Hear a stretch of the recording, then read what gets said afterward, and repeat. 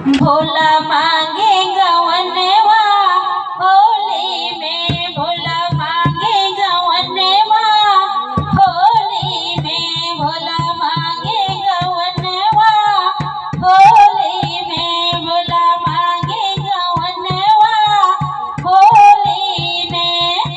पहला संदेशा ब्रह्मा जी का आया, पहला संदेशा ब्रह्मा जी का आया, ब्रह्मा जी का आया, ब्रह्मा जी का आया। अरे हमना बैठब डाली माँ, अरे हमना बैठब डाली में, भोला मांगे गवनवा होली माँ, भोला मांगे गवनवा होली माँ, भोला मांगे गवनवा होली माँ, भोला मांगे गवनवा होली माँ। दूसरा संदेशा विष्णु जी का आया, दूसरा संदेशा विष्णु जी का आया, विष्णु जी का आया, हो विष्णु जी का आया। अरे हमना बैठब डाली माँ, भोला मांगे गवनवा होली माँ, भोला मांगे गवनवा होली माँ, भोला मांगे गवनवा होली माँ, भोला मांगे गवनवा होली माँ।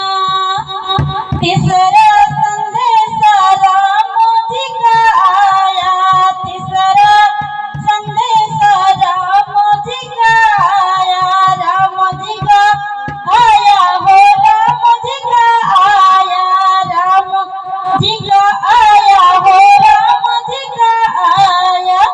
अरे हमना बैठब डाली माँ, भोला मांगे गवनवा होली माँ, भोला मांगे गवनवा होली माँ, भोला मांगे गवनवा होली माँ, भोला मांगे गवनवा होली माँ।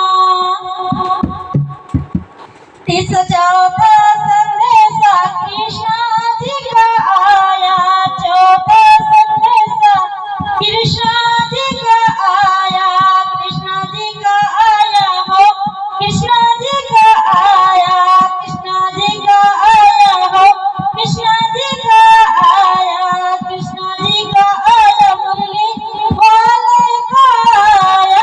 अरे हमना बैठब डाली माँ, भोला मांगे गवनवा होली माँ, भोला मांगे गवनवा होली माँ, रे भोला मांगे गवनवा होली माँ।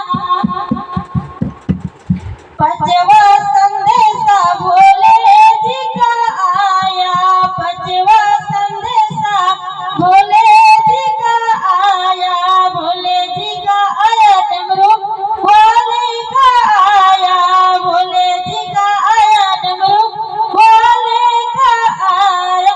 अरे हमना बैठब डाली माँ, भोला मांगे गवनवा होली माँ, भोला मांगे